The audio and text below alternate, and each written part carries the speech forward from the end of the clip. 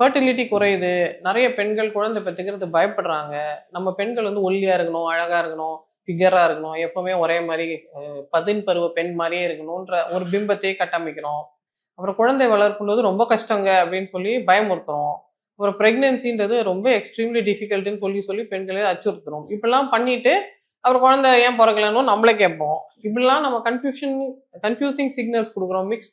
Very very கன்ஃப்யூசிங் signals குடுக்கறதுனால, இளம் பெண்கள் வந்து குழந்தை பெக்கிறது ஒரு பெரிய நோய் மாரி நெனைக்கிறாங்க. குழந்தை பெத்துட்டா என் வாழ்க்கையே போயிடும். ஐயோ! குழந்தையா அப்படின்னு அவங்க பயப்படுறாங்க. அப்பலாம் இல்ல. குழந்தை பெத்தாலும் நீங்க ஆரோக்கியமா இருக்கலாம், இயல்பா இருக்கலாம். அது ஒரு சாதாரண ஆடு, மாடு கூட தான் குழந்தை பெக்குது. மனித பெண் பெப்பது ஸ்பெஷல். நீங்க உங்களுக்குன்னு ஒரு குழந்தை பெக்கிறது ஸ்பெஷல். அது ரொம்ப அழகான, பியூட்டிஃபுல்லான ஒரு எக்ஸ்பீரியன்ஸ். அது எல்லா வுமனும் என்ஜாய் பண்ணதுக்கு சந்தர்ப்பம் இருந்தால் செய்து தான் ஆகணும். அத நம்ம என்கரேஜ் பண்றோம். பட் ஏதோ சூழ்நிலையில அந்த பெண்ணுக்கு அந்த பிரெக்னன்சி வேண்டான்னா, அது அவ உடம்பு, அவ உயிர். அந்த உரிமை அவளுக்கு தான் இருக்கு. She alone can decide. Of course medically we will advise என்ன பண்ணும், எப்படி பண்ணும், பண்ணணுமா, பண்ண வேண்டாமா, எது ஓகே, எது நாட் ஓகேன்றது அவங்கவங்க டாக்டர் அவங்களுக்கு கன்சல்டேஷன் குடுப்பாங்க. இத பத்தி பேசுறதுக்கு மத குருமார்களுக்கு என்ன உரிமை இருக்கு? ஏன் அவங்க எங்க விஷயத்துல தலையிடுறாங்க? அவங்களுக்கு சம்மந்தம் இல்லாத டாபிக் இல்ல. அப்ப இந்த மாரி அந்த காலத்துல ஒரு 2000 வருஷத்துக்கு முன்னாடி, இல்ல முதல்ல கேத்தலிக் சர்ச் உருவான காலத்துல, இவங்கலாம் அத பேசி பேசி அப்புறம் தான் புராட்டஸ்டன்ட் சர்ச்சே வந்தது.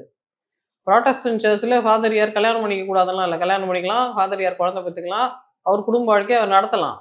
இந்த கத்தோலிக்க திருச்சபை திரும்ப திரும்ப இந்த மாரி எங்களோட பிரைவேட் லைஃப்ல மூக்க நுழைக்கிறதுக்கு, அவங்களுக்கு சம்மந்தமே இல்லாத, அனுபவமே இல்லாத, அதிகாரமே இல்லாத விஷயத்துல அவங்க எதுக்கு மூக்க நுழைக்கணும்? அதுல எதுக்கு இந்த ஸ்பீக்கர் போய் கலந்துக்கணும்?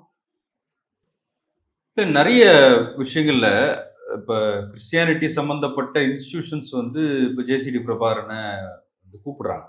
அவரே ஒரு கிறிஸ்டியனா தன்னை அடையாளப்படுத்திக்கிறதுனால அத பயன்படுத்திக்க நினைக்கிறாங்களா? இருக்கலாம். நெறைய டைம்ஸ் எனக்கே என்ன தோணுதுன்னா, சில ஆர்கனைசேஷன்ஸ் என்ன கூப்பிடும்போதே, ஒருவேளை நான் தாவேக்கா ஆதரவாளர்ன்னு நெனச்சு கூப்பிடுறாங்களோன்ற எண்ணமே எனக்கு இருக்கு. அப்ப எனக்கே அப்படி இருக்குன்னா, அவருங்கலாம் எந்த நெலைமைன்னு நம்ம யோசிச்சு பார்க்கணும். பட் இப்போ இவங்கலாம் அப்படி நெனைக்கிறாங்கன்னா, அப்ப chief minister has that special a responsibility. இல்ல ம அப்ப நீங்க தாவேக்கு ஆதரவாளர் இல்லையா? இல்ல சார். என்ன சார் இப்படி சொல்ட்டீங்க?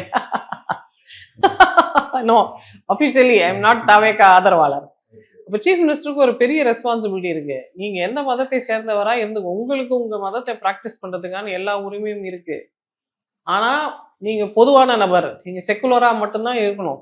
அவருக்கு அது தெரிஞ்சிருக்கு. அவரு முதல்ல அந்த சீஃப் மினிஸ்டர் சீட்ல உட்காரும்போது, அவருக்கு கை வந்து சிலுவ போடுறதுக்கு துடிக்குது. அப்ப கைய அப்படி புடிச்சு அடக்கி, மனசுக்குள்ளேயே ஜெபத்த சொல்லிட்டு அப்படியே உட்கார்ந்துடுறாரு.